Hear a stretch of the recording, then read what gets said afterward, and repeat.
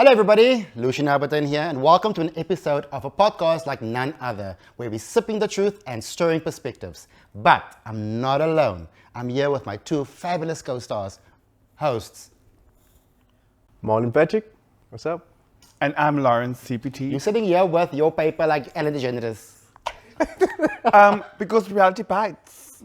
Okay. We're gonna bit on reality like it's never been bitten before. Let's go. The truth has been spoken. Guys, this is Reality Bites. Listen, roll this intro. Let's start the situation.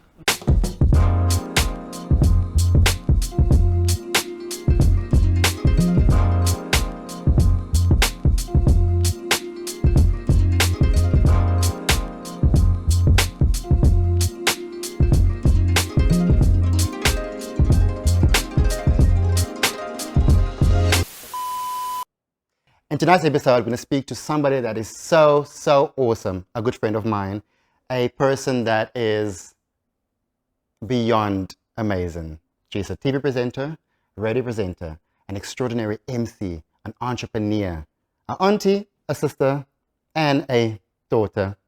I'll leave it at that. Guys, none other than the one, the only, Leigh-anne Williams. You practiced that, hey? I did very hard. You were like ding, ding, ding, ding, ding, ding, ding, ding, ding.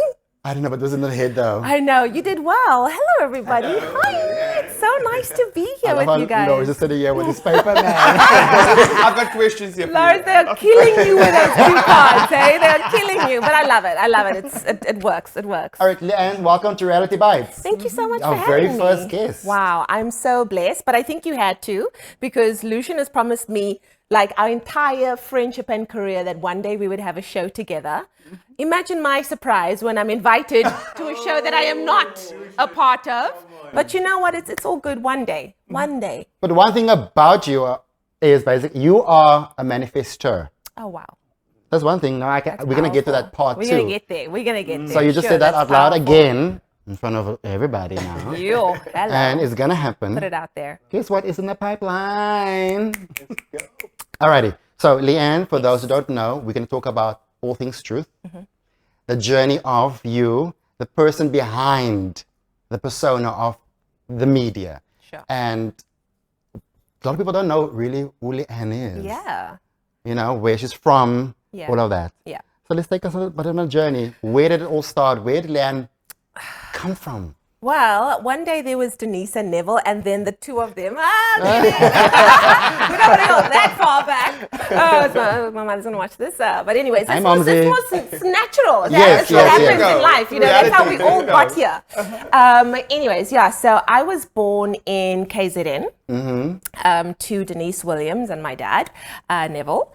And yeah, a lot of my early life was spent moving around a lot because of, you know, my dad's work. So I lived in Joburg, I lived in Cape Town, and then I went back to Joburg and then back to Cape Town and that kind of thing. So Up enough. Up enough. And I think the real stability probably happened when I was in high school. Moved back to Cape Town in high school and did high school here, did university here. Always had a dream that I wanted to be on a platform. You know, when you're a kid growing up on the Cape Flats, you know that you have a desire for something, but you don't really always see people like us on TV, you know, so you don't really have anybody to look up to in that sense. But I knew that I wanted to be on a platform, and so I would take my mom's petticoats and I would put them on my hair and I would act in front of the camera, because for me, people on TV always have long hair, and I had so much. So I had so much of hair, so I had to, you know, help it along. And that was a dream that I had in my little heart, not knowing how it would ever manifest or how it would ever happen. And as life would have it, you know, opportunities kind of come your way through many different channels, and I'll probably have to write a book for it. I'm not going to name every single one because we don't have a lot of time. But opportunity after opportunity, I think, landed in my lap because I think at every chapter and every stage of my life, I was always in the right place at the right time. And a lot of it came at the end of a very difficult season when I felt like, oh my goodness, like my life is going nowhere. It's never going to amount to anything. And then an amazing opportunity would present itself. So from humble, very humble beginnings, you know, of not having much in the cupboards, having to get food parcels from the church on a Sunday, having to have bread that was bought on a Friday and you get it on a Sunday for the first time, having a mom that was a single parent and had to raise us by ourselves, my brother and I, to where I am right now. Life has been a massive, massive blessing. And that's all that I can really put it down to, is God having a plan for my life, and that plan eventually, coming to fruition. So, yeah. I have a question for you. So you say you're from the Cape Flats. Where? Belha. Belha. Marlon, let's go to Belha. Oh my God. Funny story. My grandparents were the very first, I think they were one of, the first 8 families to move into Belha when it was just sand, just sea sand. There was nothing. There weren't roads, there weren't schools. They were the first families to move in there. And then, of course, when the sand was still white. When it was still white, when it was still white. Still white. And my family is still in Belha. I'm still in Belha. So yeah, very awesome. That's so cool. That's amazing. So Belha was the first Delft, right? Yes, yes. I didn't know that, though. I didn't know that. And then what I wanted to ask you also is that, so I believe you were at UWC, right? Yes, I was. And then afterwards you did recruitment after Yes. that. So what was this So what did you recruit? Yeah, so I studied at UWC. I got my honours degree there, and then while I was busy studying, in order to help pay off my studies, I started working for the recruitment office. So it was the office that's responsible for going out to the schools and marketing the university to schools on the Cape Flats and on the grassroots levels, and getting them to come to UWC. So that was my first job. Like proper job. And then from there I moved on to Stellenbosch University, where my portfolio was a little bit more intricate, but and after Stellenbosch, that is when I entered the world of TV. So I studied language and communication. That was my undergraduate degree. And then my honors degree was I majored in English and journalism. Mm-hmm. So when I originally read your bio, I was like, is she in recruitment? Is that HR recruitment? It's not, because I'm in HR, so I was like, are you? Oh, yeah. No, I was in So- the recruitment of students to come to study at the which is university. so cool. Yeah. And that journey alone, helping or trying to get the children from the Cape Flats to Yeah. go to universities, was that fulfilling in some kind of way? Did you see some success stories? Do you know what? It was very fulfilling. And I'm actually so happy that you asked that question, because it was quite interesting to see how different things were when I moved to Stellenbosch University and how different it was when I worked for UWC. With UWC, a lot of the kids came from very difficult circumstances. True. They would study by streetlight. They would have maybe one meal a day. I went to many schools where when the teachers were talking to them during assembly, you would see just this vacant stare, And I knew that I have an opportunity to instill not necessarily information about a university, but to instill hope within a child who really doesn't think that they're going to amount to much. When you look at where they come from, when you look at what their home circumstances are like, there's probably nothing that's going to come of their lives. So I really use that as an opportunity to instill hope more than go and speak about a university, and to look at those kids who had very vacant stares on their faces, and by the end of your talk to see fire burning in their eyes. Because for once, someone that looks like me, that comes from where I come from, is telling me that they've come from where I come from. They've had nothing. They come from single parent And it's life. possible. They come, and it's possible to achieve something, to see that fire burning, and 2 years later, be walking down the street and to have someone say, oh, you were at my school.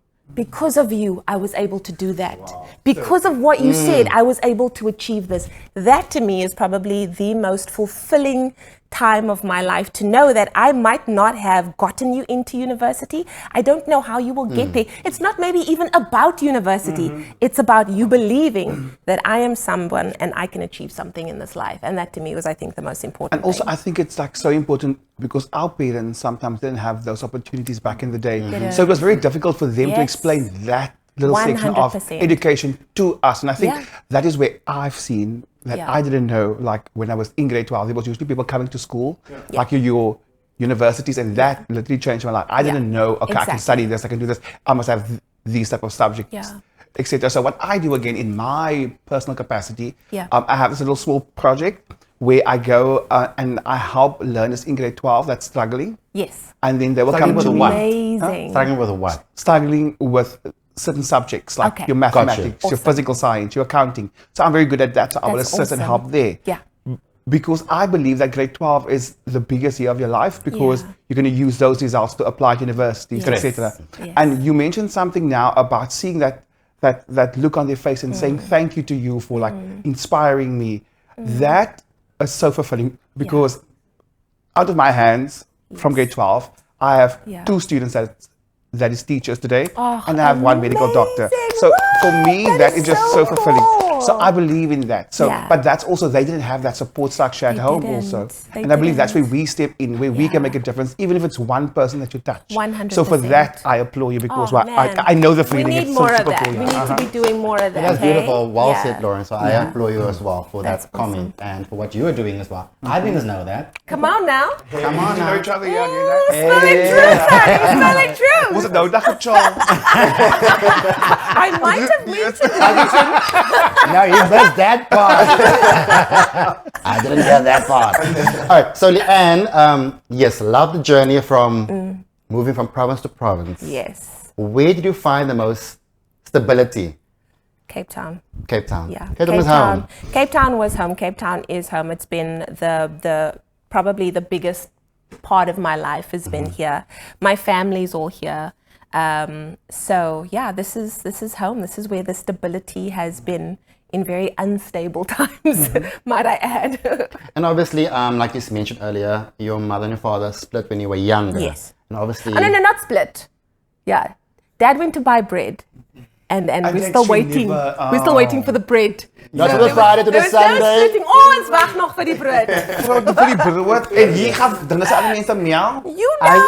I stand Ons corrected. wag nog. He went to go buy the bread and hy het nooit teruggekom nie. Just like it. He's at the farm. He's now, you know, Some food Definitely. and Making a farmer. the bread, Busy making pick the bread. wheat. And there you know, go. busy getting the wheat from Well, the he's field. coming. Milking the cows. Many, know. many, many years later. There you go. Do you still have a relationship with him today? Or better words, Yeah. are you in contact with him? Not at the moment. Not at the moment. I don't. There's no malice. You know, there's no malice. I think that because I've always grown up with such a supportive family and I've always had amazing uncles in my life, and I had a grandfather who basically was like the father figure in our home.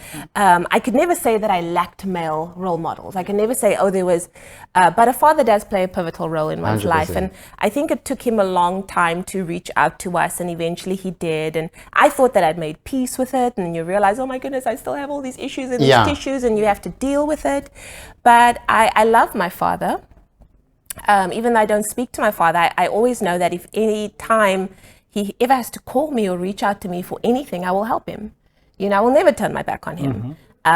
Because we're all saved by grace. So I don't have the right to turn my back on him. But no, and it's not even because of hurt or anything. There's no relationship. There Kind of is what it is. Yeah, it is what it is, is. yeah. Life's moved on, you know. So yeah, but I still love him, wherever he is. A lot of people can't say that though. Yeah. Exactly. People can't say that because a lot of people still harbor that. Oh yeah, and Ill feelings and I towards still that. have to do the work. Every day I realize, there's still parts of me that's still hurting. There's still parts of me that, I can see like little triggers in my life, and I'm like, okay, there's a little girl that's still hurt because her dad left. But it's my responsibility to work on that. I can't take that out on other people. And look at those girls today. Look, come on now. on. Look, Come now. on. There's something that I heard that Tyler Perry said that it's it's a loss, it's a grief. Yeah. You don't know how to deal with it. You don't know when it pops up. Yeah. Like you said, little triggers. Yeah. For example, somebody said to Oprah and to Tyler that I've lost my mother just now, Yeah. but I'm still very sad, but I'm keeping myself so busy Sure. so I can forget about it. And Tyler said he did this exact same thing. We keep himself so busy. That grief is still there.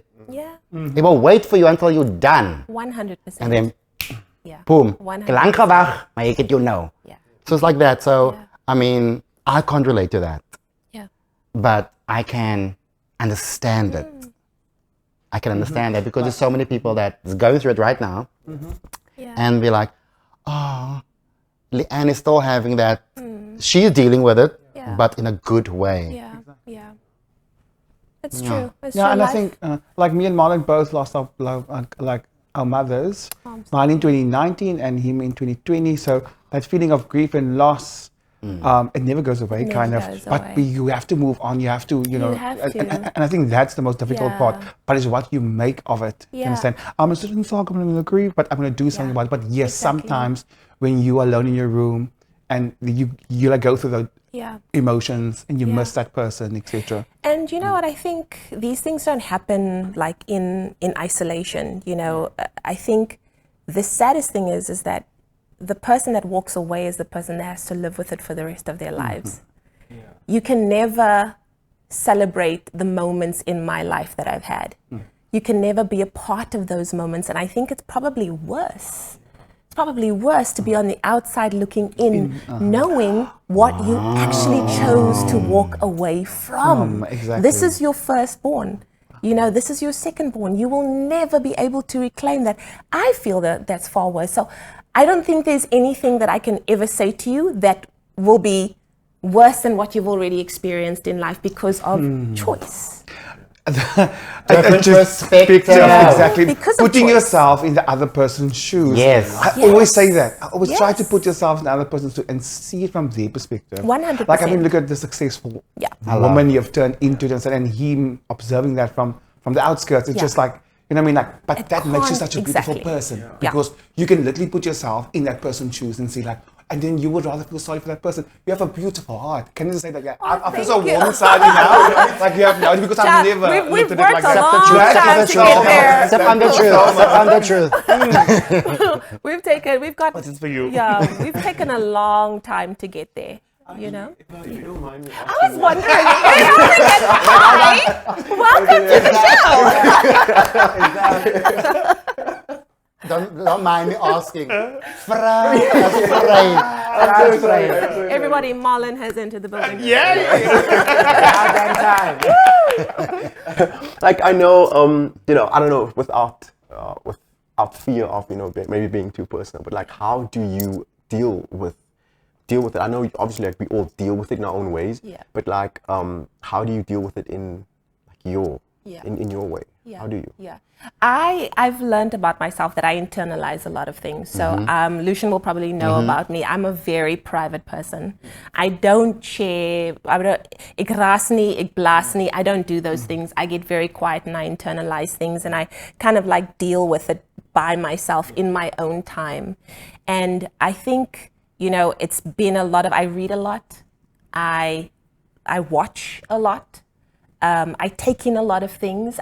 You know, like therapy is great. I love that people say therapy, but it's expensive, child. It's expensive. You want help? You need money. You know, we need government to like help with that because our people need therapy. But I've been a Christian my whole life, and I think that I don't know where I would have been if not for Christ in my life. I don't know. I probably would have made the world's worst choices Joyce, baie heilig. because Ek weet hy. Baie heilig. because it's statistically proven, you know, that kids that come from single parent homes don't always make the best choices in life because they have lacked certain things, you know. So it's by grace alone. I'm not to say that I haven't made bad choices in my life. I think we've all made them. But I think that's the one thing that's kept me grounded. That's the one thing that's kept me coming back. And I remember once we were living with my grandparents and life was very difficult. And we were living with my grandparents, life was very difficult. And I remember going outside at night and I screamed at God and I said, like, why? You know, why is this my life? Why, you know, we have a home of our own. Why does my mom have to struggle like this? Why, God? And it's almost like God said to me, you don't have a physical father. I will be your father. Boom. I will be your father. So look at me like your dad. Ask me like I am your dad for anything that you want. When it's the right time, I will give it to you. And if it's not the right time, you will have to wait. And that's been my thing. I'll be like, So, Exactly. the bank account's a little empty. Can you help your child out a little bit here? And bling, there'll be a job. I was just about to say, You thank know. you, Pastor Leighanne. To the streets. To the streets. I mean, like you said, I can ask you. So I'm asking you. Pay your bills. So, if that answers the question. Thank you, Marlon. Yay! I have a question for you now. Like, with regards to, you mentioned that you made, it's like we all make bad decisions Yeah. in life. Yeah. Can you share one of those with us? And then also, like, what you learned from it. I think that's the most important part. Gosh. Must I answer that or should she? Well, I'm kidding. being friends with Lucian, definitely I should have thought that. I kid. Bad decisions, it's gosh. You don't have many. No, I don't. So I need to go and I'm kidding. If I can make an example of like one, Yes. just to like thinking, like I always believed in the saying when it comes to friends, whatever, you always have to be honest with your friends, Yeah. because if you're not honest with your friends, and then you're going to be fake towards your Yeah. friends, right? Yeah. That's what it is. Yeah. But then some people, then the whole other side of it, use that honesty to break people Ooh, down. no. You understand? That's not so your there's friend. two types of things, and sometimes you don't really have to be that honest with people. Yeah. You understand? Yeah. But you have to be sincere, and I think that is one of the bad decisions I've always like. I always said, I'm gonna be truthful. I'm gonna tell my friends the truth, whatever. So that was a really bad decision I think I've made. Yes, You understand? yes. Because somehow I did not consider the other person. Yes. So Well, because It depends is. on the situation of Yeah. what you Exactly. were in with. I mean, me and lived together. Yeah. We were roommates. Flatmates. Flatmates, yeah. Roommates is like you sharing the same room. Yeah. We had separate rooms. Of course. No, I want my own space, Say that, kom maar. Tapi kapan kamu sekolah makin may bad ka? No. But we had a good time. Yeah. But I was a very boring person to live with. I was just want to be home after work. I want to be home and just let me be. Go to the events, go out. I don't want to go. I just want to be in my peace and quiet moments. But that taught me a lot. I learned a lot by living with someone. It could have been anyone, doesn't say just Leighanne, anyone, but Yeah. it made me realize that I need to live alone. Yeah. And decisions we've made together as a roommate, friend, couple, friends, whatever. Yeah. Certain decisions was off. Yeah. Especially when the landlord, when they Off. broke into our place, the Monday and the Friday, and we had to make a decision, are we staying, are we going? That kind of decision, because Yeah. was Do you remember his name? We could have given him a nice shout out now. I know his name, but I'm You're the worst not going to give the name. landlord No, I know. I got tabs on you. No, I still know the name, but I will not mention the name. And that was a very difficult decision and a very difficult time. And it made you question, did I make the right decision going in? Do I regret living with my friend? Do I regret making that hasty decision to go into this agreement to sign a lease and something like that? Yeah. So could it be potentially something like that? I don't know. I won't take no offense. I'm just saying. Yeah, no offense. no. For me, I think probably one of the worst decisions that I've ever made in life, because I don't believe in mistakes. Like in the immortal words of Rihanna, she said, never a failure, always a lesson. Do you know what I'm saying? So I think we go through life and we think, oh, I failed. No, you haven't failed. You've learned. You've learned one way that it doesn't work. Yeah. So with our living situation, we learned that, first of all, we had a very expensive apartment as well. Very. We had a Hitler of a landlord. Do you know what I'm saying? And we also lived in an area that we didn't know we were going to be robbed. He was going to be robbed blind. All of those things compounded and made something that was beautiful in the beginning not beautiful because of the challenges that it threw at us when, to be honest, we were just two people that loved each other and still do love each other. And by the grace of God, we're still friends till this day. So it didn't break us. But those are the things maybe we should have researched and looked into the different facets of having an apartment that was like rah, but can we afford it? Is the area safe? You know what I'm saying? We just came from Thailand. We just walked into it. And I think one of my biggest not lessons in this life is being an entrepreneur and starting businesses when you haven't done your research, when you really haven't, you don't necessarily know the people so well that you're going into business with. You guys are just friends and you just started. Where is your business based? Can you afford the rent? Are you sure you're going to make that money? Now you've got staff. Now you've got all of these things. Oh, you don't know that? But let's start another one. Yay, we're going. So you learn hard and expensive lessons along the way. And I feel like that's probably been the biggest learning curve of my life, because when you're paying salaries out of your own money, you need to... Out of your salary. Out of your salary. Do you know what I'm saying? Like, everybody eats except for the boss. So from those decisions, I'm still learning hard lessons today, but it's lessons that have taught me things that I probably would have taken maybe 10 years to learn. I'm grateful for them. 100%. Does it mean it stopped my entrepreneurial journey? Oh no, now I'm addicted. Now we got to do another thing. Because I love what I do now, you know, and now it's working. Now it's gaining momentum, but hard lessons had to be learned because I came from the school of knowing nothing. 100%. I knew nothing about it, you know. I can't help to pick up this beautiful story here. You and Lucian, besties, friends for a very long. How long are you guys friends now?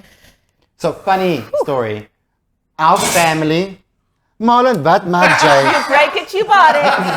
Are you that Are you stores? Drink met jou mee. So, not knowing, my mother never told me the story, but Leighanne's mother, my mother, and my entire family in Elsie's, I'm from Elsie's, by the way, guys. What's up, Elsie's? Grew up together. Leighanne's grandma, Mark Conley, was the what's called it, matrone, a matron, a matron to my grandmother that helped with my uncle, my mother's brother. Midwife vibes, midwife. I'm gonna say the wife mid, but that vibe was literally there. Niet like we can opnemen to my time. So that was a connection already from their childhood. So when me and met each other, I think you did a modeling show on Espresso. With Shawno. Yes. That's the very first time. Yes, that was when Espresso had just started. Michael Mall was still on. Correct. Yes. So Leighanne was a model, wada. And just by Leighanne just being there, not talking, modeling, I'm just observing her. I was still intern there, like a runner vibes. You know, doing the grunt work. Make us see me, all the shots now. That's okay, no see mass. It's the... For me. I'm sorry, no offense to nobody, no offense to no one. We all got to start somewhere. Yeah, thank you. And then by just observing her, that connection, I think was just there already from the get-go. The universe just probably wanted us just to be friends from the get-go. So that's where, but we're friends for almost 10 years? More. Is it more? Way more. Yes, correct. Yes. I think we met. It's 12 years. I'm gonna go around 2011, Clayton Mora's very first party. 6 maybe 2006, 2007, maybe even 2008, around there.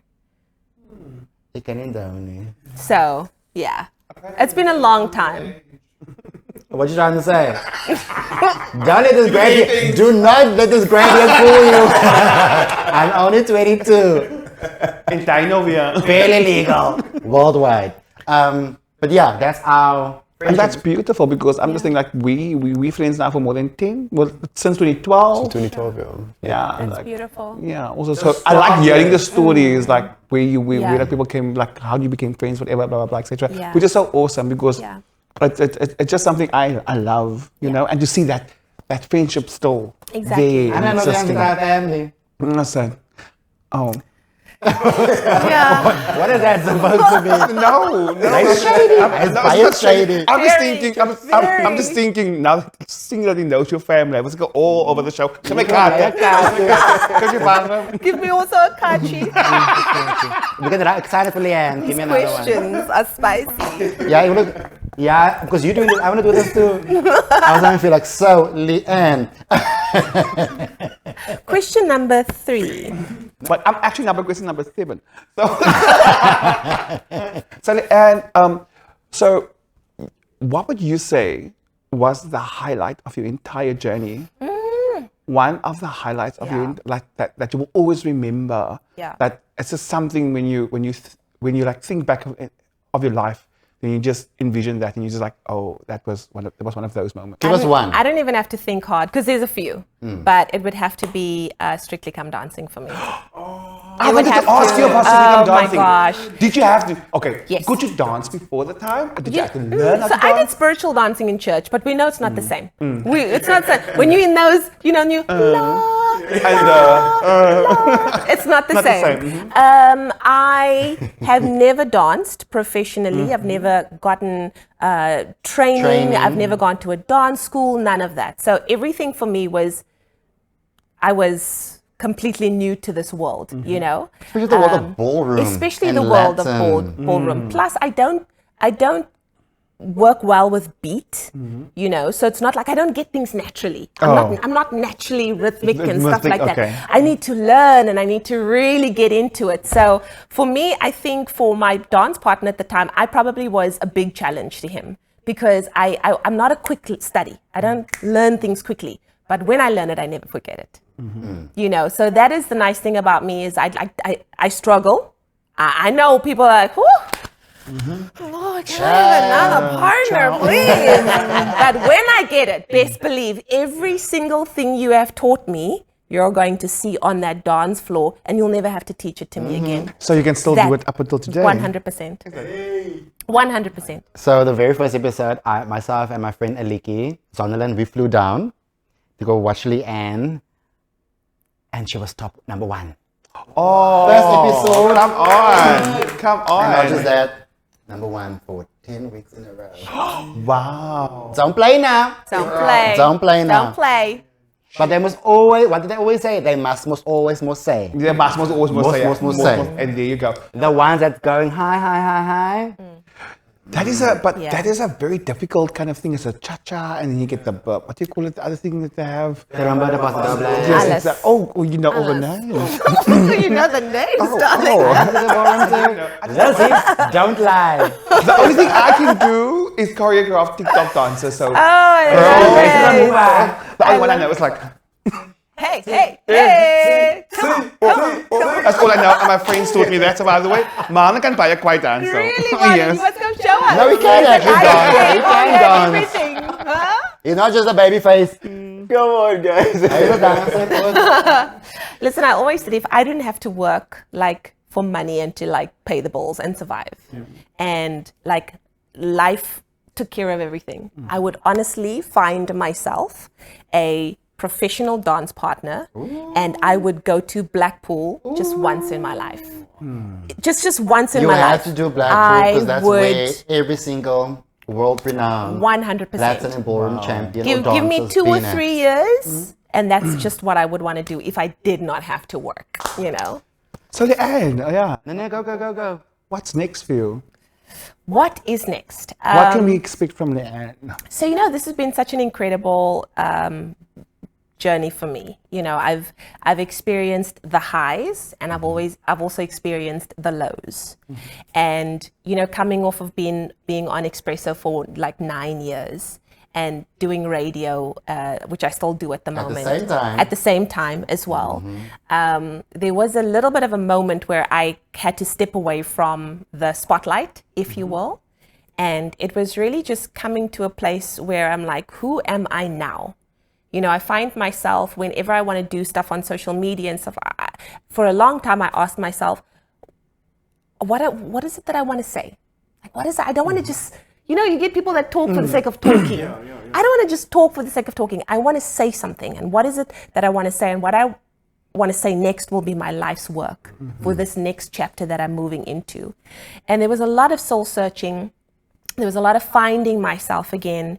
And I feel like I am emerging from this cocoon that I've been in for a little while. This reawakening, this reimagining of this new person. And it's been such a difficult yet rewarding experience. So I would need to come back at episode 10 maybe, where we can properly talk about it, because right now there are things that are in the works that are still at such fledgling stage. It would be it would be a little bit irresponsible to talk about it now, but but it's coming. It's coming, and all I can say is it's going to be big. Me and Marlon had a conversation kind of similar now the other day, and he said, you know what, I realized that as we grow, like no one actually knows what they're doing.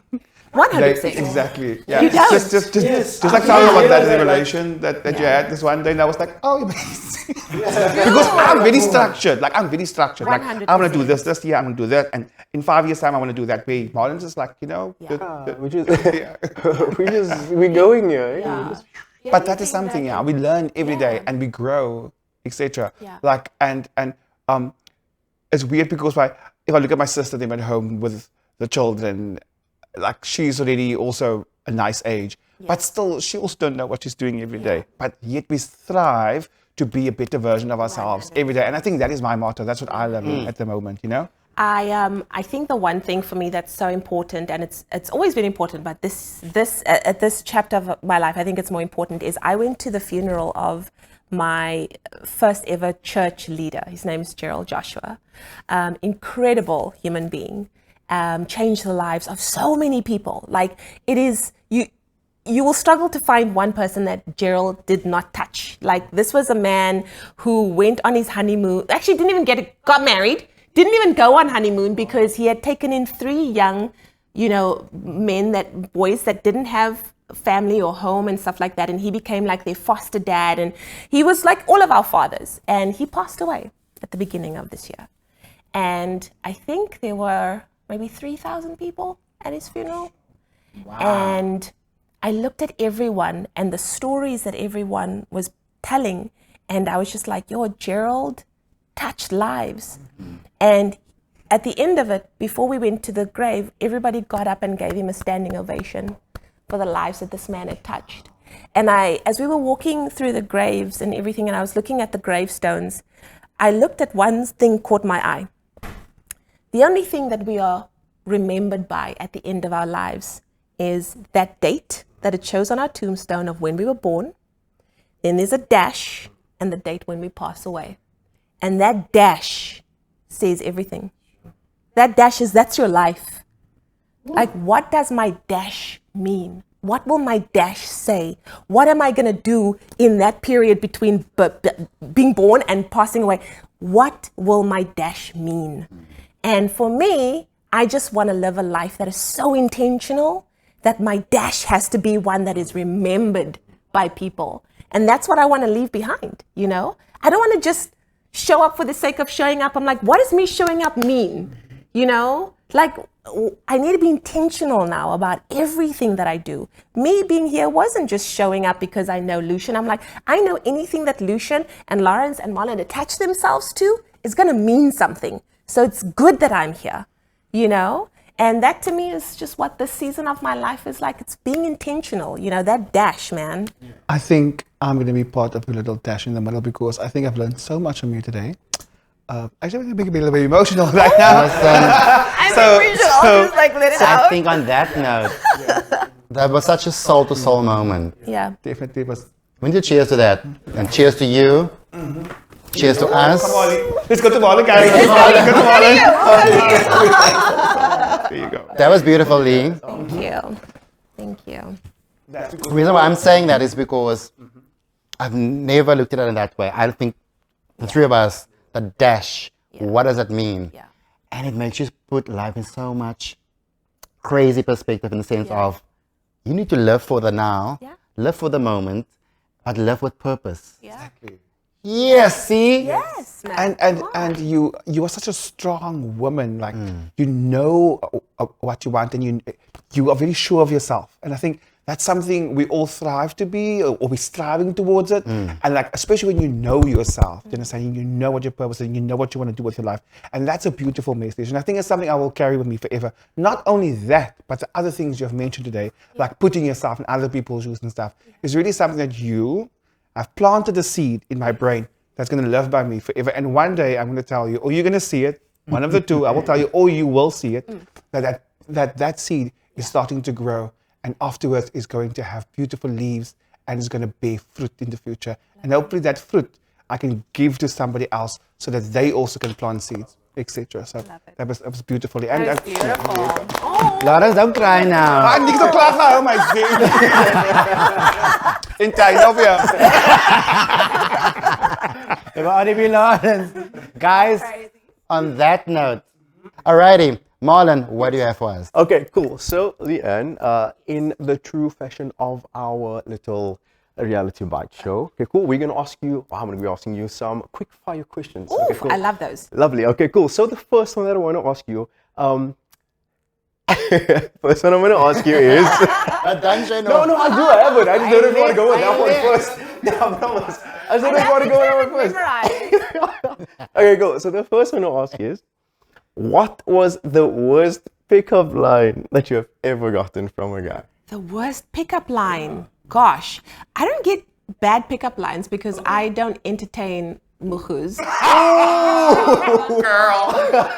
Oh my God. Laura's so excited about this situation. Girl. So they best know their story before they even come to me. But I can tell you the worst ever gift I got was from my first ever boyfriend. That for my 21st birthday. I know who that is. You know who that is.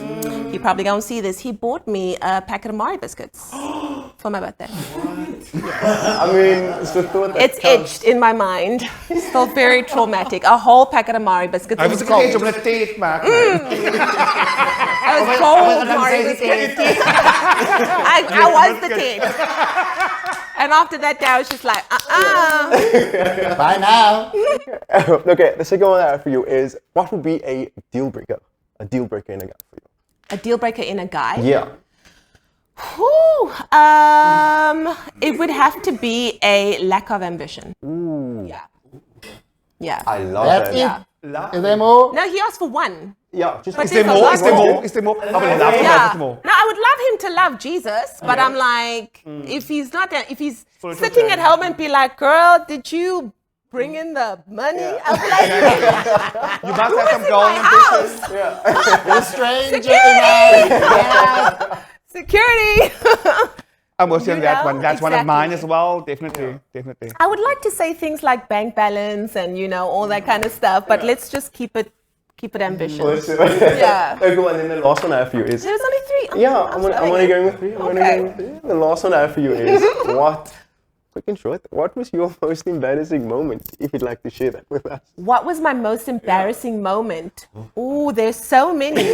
Gosh. Guys, I've had a lot of embarrassing moments. The fact that I am still here is Smiling. amazing and smiling, and not, I've had a lot. Traumatized.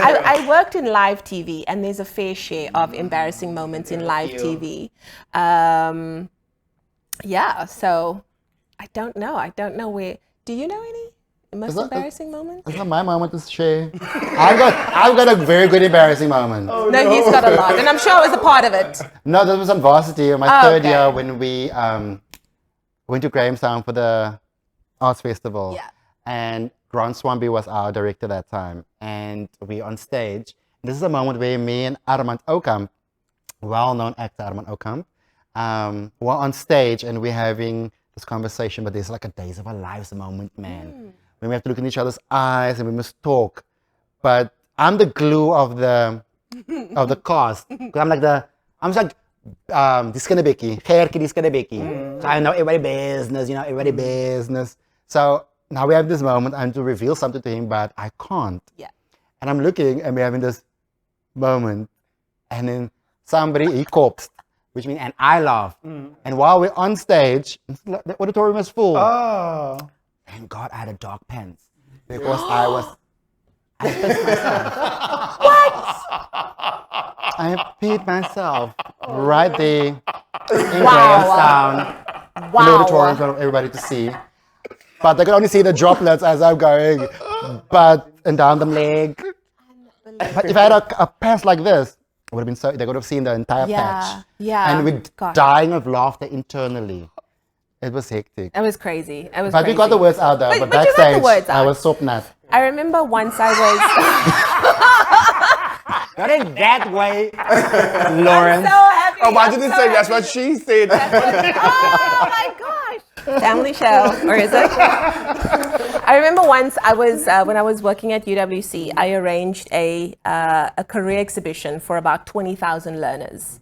So they're coming in, they're going out, they're coming in, they're going out. And I would always start with the pamphlet with, all of the faculties. And I would say, these are the faculties buying time to empty the hall so that more students can go inside. And this is actually a terrible story. I don't know why I decided to share this, but this is the one where I'm like, oh, please swallow me now. And the next group of kids arrive and I hold up the pamphlet and I'm like, hi guys, welcome to UWC. As you can see, these are the faculties that we have. Guys, please pay attention to the pamphlet. Something is showing. Guys, if you will just, and Something is showing. Wat het geweest? at one point, someone said, they're from visually impaired. No wonder die kinders kyk so aan. The kids are not looking because... So as you can see, that moment, I was just like, well...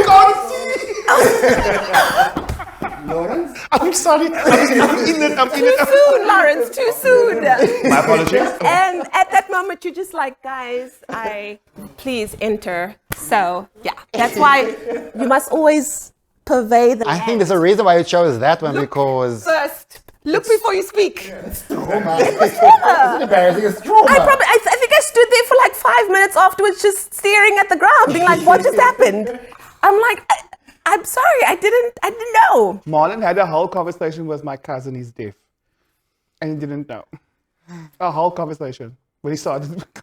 I was like, yo, I don't think he likes me because he just But like he was looks looking away at with you. that. But he didn't know he was deaf. That was also very funny for me. I think what it teaches us in life is to, I think sometimes we get so used to thinking that, everybody that we meet is, I wouldn't necessarily like, we You're have so to be comfortable. aware. We have to be aware of people around us. We have to be aware of, the things that people are going through, what challenges they face in life. Because to be honest with you, some of the people in my life that I would think are otherwise, like hearing impaired or differently abled are some of the strongest people that I know. Literally, like in terms of spirit, in terms of like going, I've got a listener on the show, his name is Soren. Soren is paralyzed from the neck down. Soren will come and visit me at that radio station. There is nothing that Soren cannot do. Love he comes, that. He'll bring me a chocolate. He's texting all the times, and I'm like, how many times will I go and just go and visit someone else? For any reason. So I think that for me was probably the biggest reason is like, Leighanne, just be aware of life and people around you. It's a good lesson in just open your eyes and actually look at people, like see them. Yeah, Marlon. Yeah, Marlon. It happens. Guys, I think that was beautiful. Lee, you were a wonderful guest. Oh, I appreciate it. Thank you for sharing Thank you. your life journey, your story, and where you are now. And I think the three of us can walk away tonight by saying, we've learned something. I definitely have. No, this one definitely did. Oh, yes.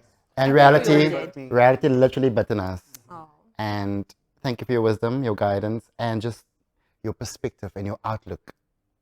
It's beautiful. Thank you. And I want to say thank you to you guys as well. Like I said, I know that whatever you attach your name to is not going to be so. I think it's going to do amazing things, and you're opening up the industry, and the people that you are going to have on the show are people that I respect so much and who I love.